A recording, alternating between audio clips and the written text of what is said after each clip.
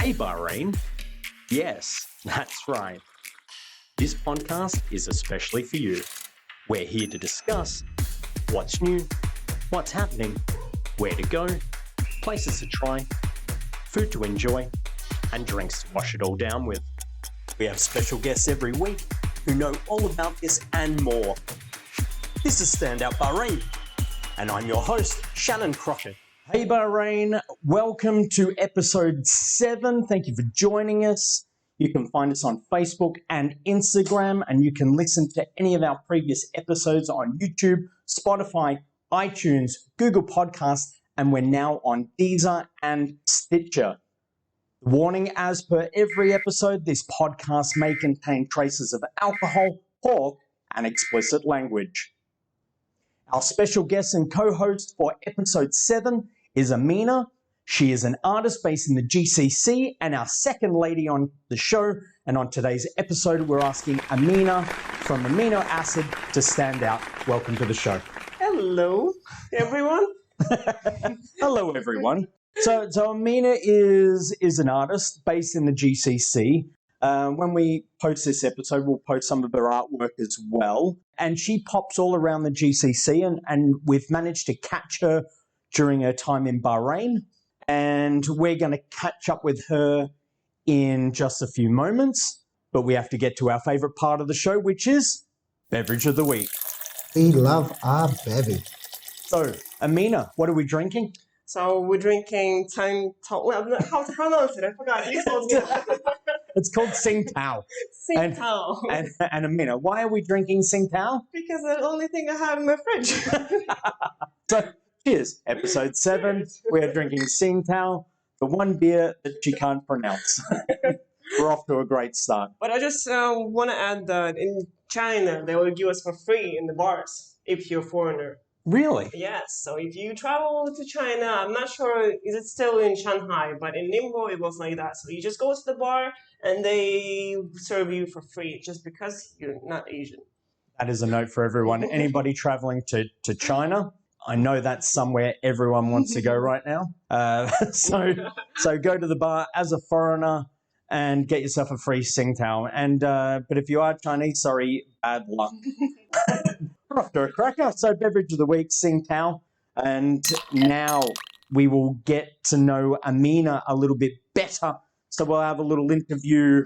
Amina, are you ready to have a little chat with us? Yes, I'm ready to blow people's mind. We're ready. Okay, Amina, how long have you been in Bahrain? I've been in Bahrain for 4 years, and in GCC in general, my mom and my stepdad used to live in Dubai, and as a kid, I used to go there every summer.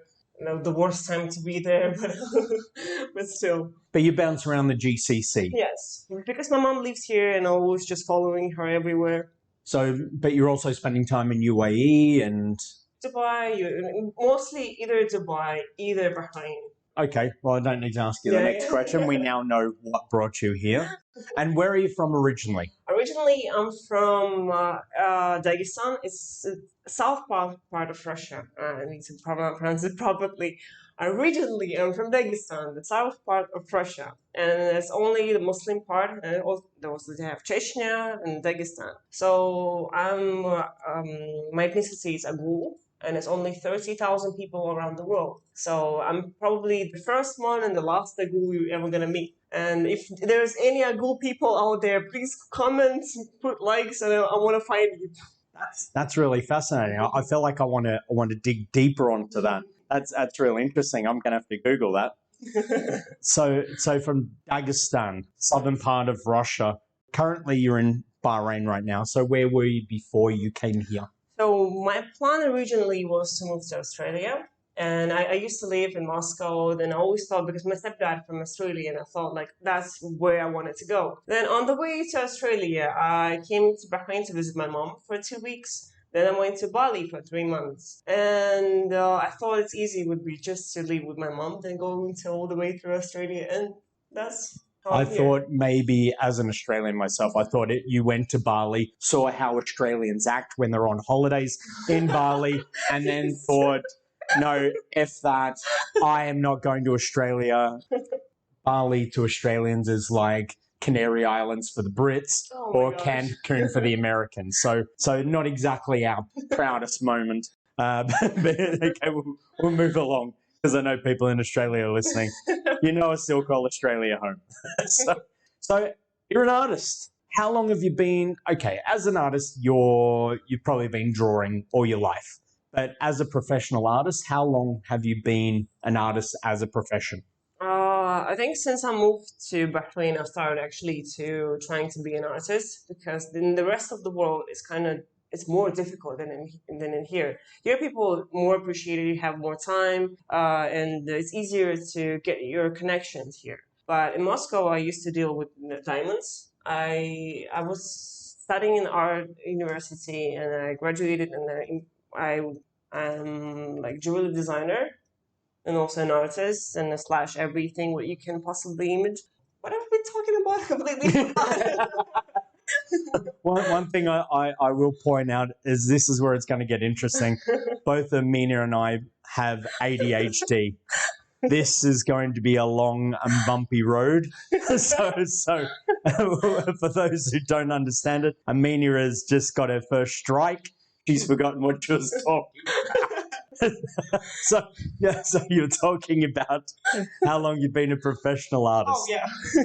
So yeah, people with ADHD and they don't understand us, so it's complicated to follow your own thoughts, and also it takes time and power to not to just forgot the word disturb other person while he's talking while you're talking. And for me, it's really complicated just to be in silence and just like don't say anything, don't say anything. It's probably the most common trait when somebody is talking and you got something to say. You're in a hurry to say what you need to say. So, how long have you been an artist? Yes. 4 years, and started painting when I was 15, and I couldn't stop ever after. And when I came to Bahrain, I had time, I had space, and I just started drawing again and again and again and again. I haven't met with a lot of people. I just locked myself in the cage, and I was just drawing all night, all day, and I didn't do anything else, which has been drawing. And that's how you became an artist.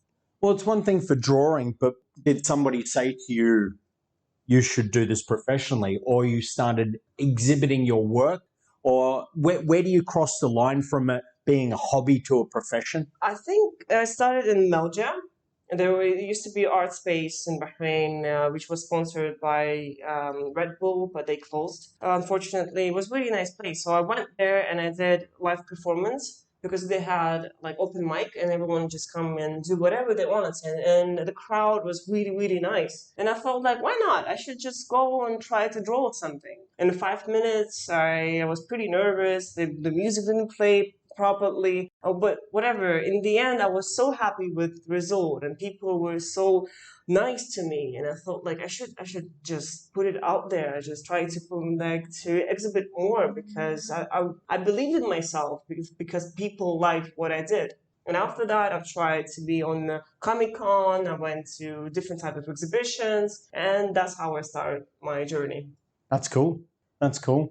So how would you describe your art style? It's complicated to describe. It's more as it's different because you can see through all my works how I like exploring myself. I mean, like exploring all the different thoughts in my head, and also with person with ADHD, it's complicated to keep in one style. You always just like catch here, and then you want to do this. I want to do oil painting. I want to do live performance. I'm gonna burn myself. You just do whatever it's interesting in the moment, and that's how I created my style, which you can't actually see through all my works that it's made by the same person. You always feel like, oh, that's one style. That's completely another person made it, but that's me. Person with ADHD with the paint in her hair. Fascinating. Fascinating. So where would you say that you get your inspiration from? Everywhere. Even right now, we're talking. I think it mostly goes from people. When you find a person with good energy, and it's just gives you a hand, it gives you a little bit of energy, and everything could be inspiration. You're just sitting there looking at the trees. It's like all of a sudden, oh, That's just So there's no nice. artist or anything that you'd say, oh, I'm really impressed by that style. Or jealousy. Jealousy. If you see the artworks and it's fascinating and you just like blaming yourself, like why I can't do the same or maybe better than that. And you just push yourself to do something better. And sometimes people say it's bad to be jealous, but I think jealousy, it makes you motivated. It's not like jealousy just sitting behind a the corner. strive for Yeah. perfection. Interesting. Obviously, the last 12 months has been difficult for everyone. And how has somebody who is an artist, how have you navigated? How have you kept your head above water during these times? Oh, I've almost drowned. I was paddling and trying to survive, screaming for help. But it was fine. I went back to Dagestan. I opened a tattoo studio. Hold on. Tattoo studio? Yes. All of a sudden, I started doing a tattoo. Person with ADHD, just going everywhere he wants to. Yeah, you would go in, book a tattoo, and then she'll decide to give you something else just because she's decided. But that could be a cool thing. Tattoo artist, and you go in there, blank canvas, and say, give me something, and then you could get the creative juices flowing. That's cool. Opening a tattoo studio. Unfortunately, it's not legal to do that here in the Middle East, but yeah. But you'll go to jail for that, but you can still do. You can still get tattoos, but we just don't tell you where. So tattoo artists, that's cool. So your artwork, where have you held exhibitions globally? Mostly Bahrain, then Moscow, and I think that's it, only Russia and Bahrain. I don't remember did I did anything in Dubai, but for now I can't memorize anything. I think only Bahrain and Moscow. But that's maybe something that you're looking towards? Maybe. Let's see. But I would love to go like completely out of GTC and try it myself around the world. But I'm not sure what it's going to be. Either it's going to be either a tattoo, either art, either, I don't know. What Could be jewelry. Could be jewelry. I was at the jewelry. What is the favorite thing about being a full-time artist? What's your favorite? I can wake up when I wanted to. Is that laziness, or you just No. sleep until you get inspiration to wake up? Sometimes people call, like, I'm a night person. I work during the night, and like during the day, I just can't function. Like, I don't think properly. For me, a day, it's just I'm just waiting till sunset, and after sunset, I'm just like, and all the energies wake up, and I ready to create, and that's why I go to bed around 6 a.m. Wow. and then I wake up somewhere when I wanted to. But if you work in the office, you can't go to bed at 6 a.m. Oh, no. Understood. So for those that want to get out of office work and you want to be nocturnal, become an artist. What is the hardest thing about being a full-time artist? Everything. Because you're not satisfied with your work. You're never going to be satisfied. There's a moment when you're going to look at your work and say, oh, that's great. I love it. It means you're going to stop growing. You're not going to go anywhere better than this. If someone says that your work is not good enough, it hurts even more because you're already blaming yourself. And if someone says that they don't like it, then you're going to blame yourself more. But you can't live without judgment. You have to go through it. And also, in our days, people don't understand art sometimes, and you have to make them love it. And you have to pay their attention because there's lots of artists, and and you just like a little kid asking for attention, and when you see it, and it's not the good image, but still that's who you are. Like you little kid, like look at my art, I did that. Yeah, trying to get somebody to see what you see. Everyone can look at art, but not everyone can appreciate art. And art comes in many forms, or you'll have some people who want it for the art, or some people see it for the value as an investment. But trying to get the consumer to see it through your eyes, that is forever the goal. Yeah, for me, it's mostly just put myself there and just create something. And last year was difficult, and without making any money on the art because COVID exhibitions are prohibited. You can't expose yourself as easier as it used to be. But you still do something. I don't want to change my job. I don't want to be like I don't want to go to office like to have a stable job and to have stable income. For me, it's more about to express myself, to be myself without lying and being pretending to be someone else. That's what I want to do. That's who I am. And what are we talking about? No, but inspiring stuff. No, that's actually really good. There's a lot more I asked about the hardest thing, and you bared your soul. It's like, so to everyone listening, you got some deep-hearted honesty straight from Amina's soul, and That's a little bit off. yeah, I think she's due for another beer. So Amina is in town. She's got an exhibition coming up. Tell us about it. So it's mostly all my works which I made in Bahrain, the one who which wasn't sell or was hidden for all this time because I thought it's not good enough or I didn't show them to anyone. So that's everything what I did from the scratch, from what I made like 4 years ago till now. And then you can see how the artist grows. The transition.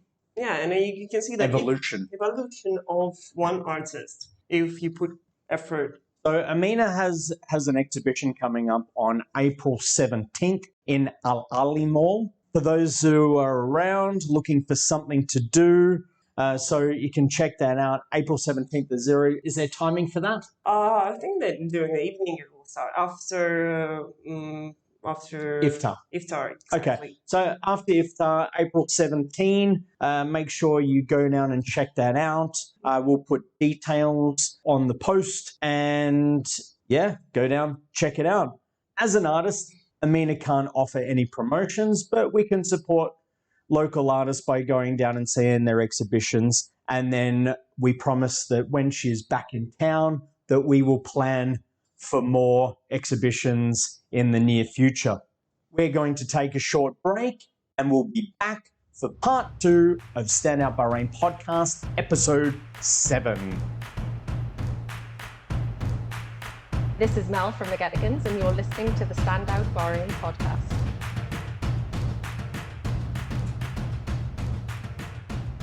All right, we are back for part 2 of the Stand Out Bahrain podcast. I am with Amina from Amino Acid. I have to ask, where did you, obviously Amina, Amino Acid. Okay, School. Why the name? School. and just like amino acid, This was a nickname in school? It wasn't a nickname, that's how people called me. People called you Amino. Amino acid, and so because it sounds funny, and also Amina was in the same spot with the spirit. How to say that? Not the alcohol, the pure alcohol. Alcohol. So basically, Amina and alcohol in the same area, and people just used to call me an alcoholic in the school, and they knew what I'm going to. Okay, so we're putting 2 and 2 together. So Amina, amino acid, alcohol, all 3 together. So we've got amino acid. So this is the brand that Amina is going with, and we'll throw her artwork and her logo up when we post this episode. So we're into part 2, and we're going to go straight into the fire round. Yeah. Are you ready? Yep. Fire round is 10 quick questions, 10 quick answers about Amina and life in Bahrain. Let's go. So, Amina, favorite bar? Oh, I don't know. The closest one to home is Wembley's, but I don't like it. But it's but only because they used to have a pool and I always go and play, but they remove it during the COVID, and that's why I don't like it anymore because I can't play pool. But it's closer to home. It was nice. All right. Favorite restaurant? Coco's. Coco's. Very good. Very good. I think everyone would agree with you on that one. Yeah. What is your favorite dish? Salad. Salad. Any salad. Any salad. So just give you some leaves, some tomatoes. Yes. With or without dressing? With dressing, please. Okay. Noted. I'll let the chef know. Favorite drink? Bloody Mary. Because you can, it's a snack and a drink at the same time.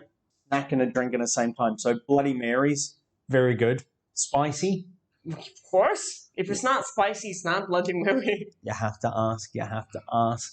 Best thing about living in Bahrain? That I'm not gonna be late. Like, because everything is so close to you, then you're getting used to that. In other places, I'll be late because of ADHD for like an hour or 2 hours. But at least in Bahrain, I'm gonna be late only for 30 minutes. Very good.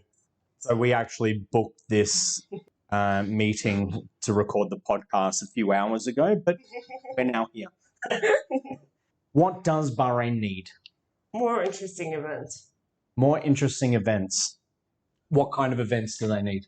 Not something not with food, because everything here is just something more with alcohol, something more with art, something more with music or movies or anything that not connected with food. I like that answer. I know somebody with an events company, Standout Events, and they'll be happy. They'll be happy to take on your suggestion for those that are listening. Standout Events for your next event. What doesn't Bahrain need? More food trucks. Please don't, like, it's way too much of them. Please stop. We've actually covered this on previous episodes. I actually said food trucks are like gremlins, just add water and they multiply. So I haven't actually been to that. They've got a food truck alley in Pastime, and there's supposed to be 180. Oh my, And there's more coming. I didn't even knew about it. But And there's now a company that actually builds them here, I believe. So the end is not in sight until the next ad comes in, which I think is pop-up restaurants. But we'll save that for another day. What is your favorite pastime? What do you do in your spare time? watch movies. Watch movies. What was the last movie you watched? Well, that you enjoyed. Death Don't Die.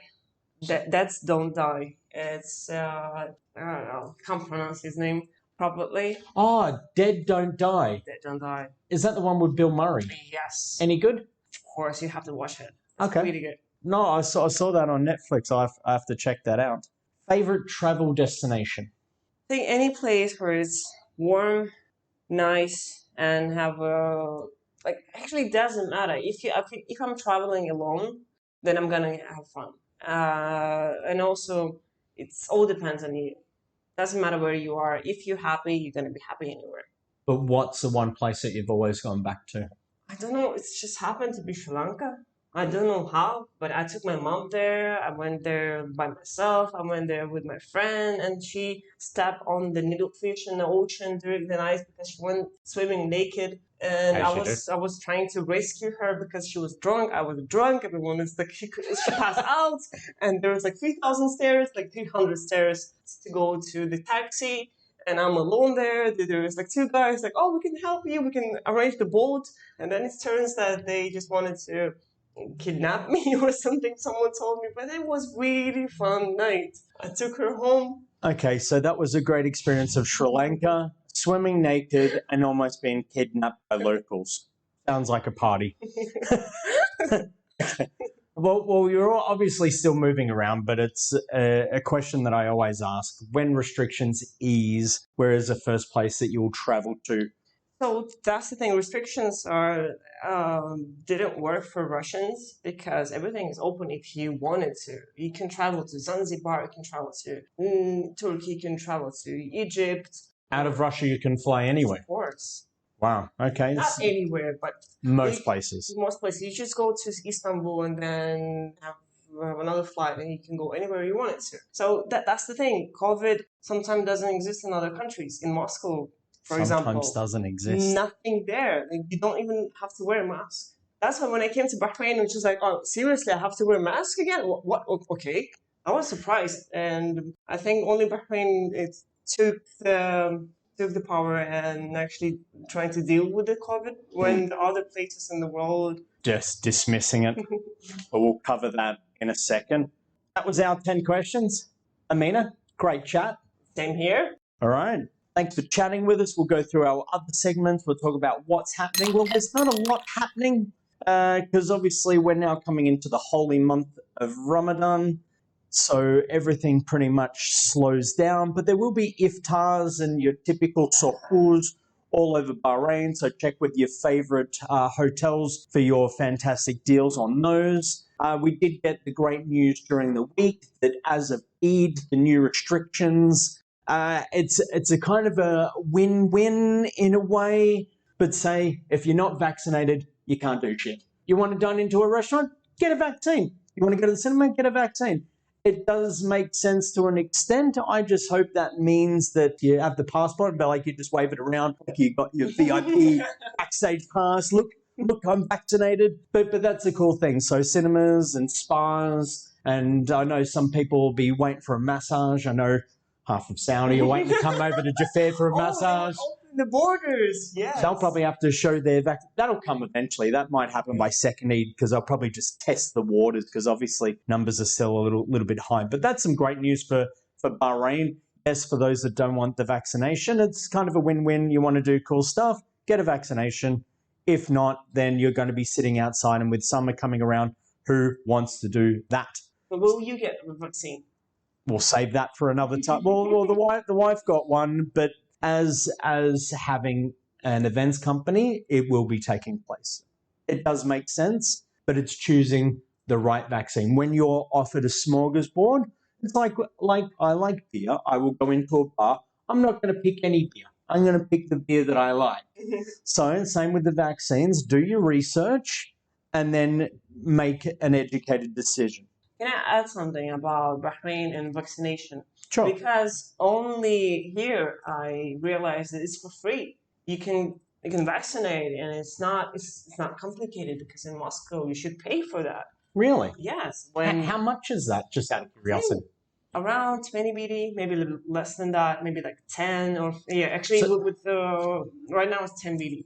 Well, that's interesting because 10 BD. If you think about it, regardless of what you do for a job, it's a lot of money to some people. And then, so I'm guessing that is a lot of money in Moscow. No, it's not a lot of money, but it's fine. But when you see something what is provided you for free, and then you have to pay for that, you'll always go for free. But all 5 of them are free, but it all comes down to what's available. But we won't go into the politics of why we're choosing one over the other. Do your own research, whether it's Google or Facebook. That's where everyone gets their information from. So obviously with bars and everything closing, well, restaurants will still be open because, you can serve food, but you can't serve alcohol. But so they made it smart. So if you're sitting inside, you have to have a vaccine. If you're sitting outdoor, like if you choose outdoor, then it's you might sit there without vaccination. But it's Bahrain, sitting outdoor during the summer, you're going to sweat it out. You are going to sweat it out. But the thing is, what everyone does at this time of the year, everyone wants to become members of the private clubs, because private clubs are the only places where you can legally get a beer, and especially in the summer months, a cold beer. So your British club, your Bahrain Rugby Club, Yacht Club, Gilman Club. I don't think Capital Club is open anymore. Country Club. That's a different animal. We won't talk about that. Was good in its day, but a completely different animal now. But a place to go for a beer nonetheless. Everyone wants to become a member because it's the only place to be able to get a drink. So if you haven't got your membership now, you are out of luck, because they won't allow you to get a membership because everybody wants one now. So you have to be smart, like me, which happens on the odd occasion. I've already got my membership. So all private clubs, be ready. I'm going to be a regular for the next 4 weeks. So we're now going to switch to what's new in Bahrain. A couple places are popping up. I've spoken about it previously. A restaurant called Us did actually open. I saw the sign. I checked it out online. It is dry. There is no alcohol. The food looks interesting. Looks like a mixture of different cuisines, as Bahrain likes to call it, fusion. Anything, you mix 2 cuisines and it's fusion. And so Us Restaurant has opened. That's in Adlia. If you have tried it, love to hear your thoughts. I've seen the pictures. It does look interesting. And then for those who have listened to a few of the podcasts, a few episodes ago, I was telling you about a rumor of the greatest chicken place to ever open. It is open. It has happened. It has taken place. My man Kim, who was known for Han Cook Kwan over the last few years, he has opened up his own Korean fried chicken. And I tell you what, Bahrain, the greatest fried chicken on this planet. No word of a lie. He does fried chicken and he does it in multiple different ways. I've tried it myself. He has a spicy chili garlic chicken. He has one that tastes like it's covered in Cheeto dust. He has a sweet one with honey and butter. And then it's absolute insanity, and it is absolutely delicious. Perfect hangover food and affordable. So the name of it is buldak. Apparently that translates to hot in Korean, buldak. And that they've moved into the kitchen in the red plate. The red plate is in Best Western Olive across the lobby from Big Texas Barbecue. So now is the time to check that out. It's absolutely incredible and affordable as well. Perfect hangover food. So you need to check that out. Moving on. Where you been? As far as for me, I went to McGettigan's. McGettigan's were the guests on the last show. I went to their ladies' night. No, I'm not a lady. But Did you want to be a lady? To get the free drinks, you do try, but no, they wouldn't believe. I'm kidding. So on Wednesday night, I went to McGettigan's. The place was packed, absolutely packed, wall to wall with ladies. I don't want to say that too loudly on a podcast because that means every man and his dog will be at the next one. But they've got it right. Ladies' nights all over the island. The whole reason for ladies' night is to bring the ladies in. That brings the men in. The ladies get the free drinks. The men spend the money. Therefore, it works. You go there, it's just a penis party. You go there, it is a ladies' night, and you only see men. I'm not going to mention venues, but because it's so bastardized, not even guys will go. But McGettigan seems to have got it right. So they charge you 5 BD at the door. You get something like 4 free drinks. Only for 5 BD? Wait.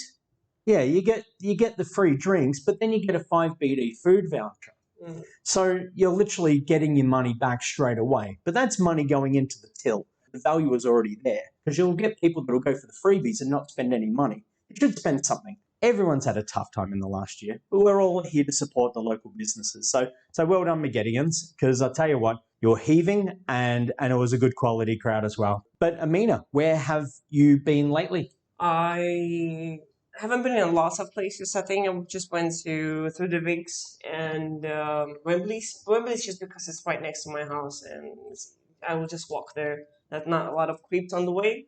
And sometimes you'll find someone who will just follow you and asking you, do you need help? And you're just like, no, I'm just walking. No, that's unlike Jafar. Somebody following you? Are you kidding me?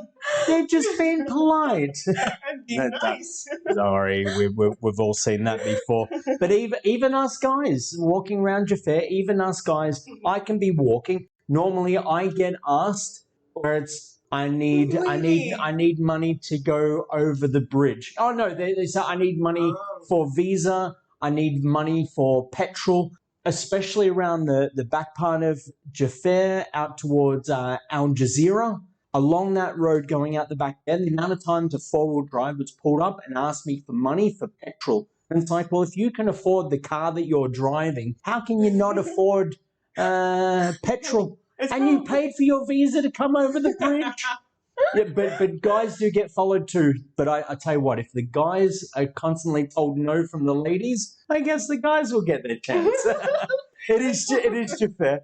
Anything goes. Anything goes. So Wembley is the local hangout, and you're in Ritz-Carlton. Where in Ritz-Carlton? Through the Vics. Trader Vic's. You should go there for Bloody Mary because I'm a fan of Bloody Mary, and they're making the best Bloody Mary in Bahrain. For me, Bloody Mary is a snack and a drink. And I think I told it before. Anyway, repeating myself. We'll keep it in there. Yeah.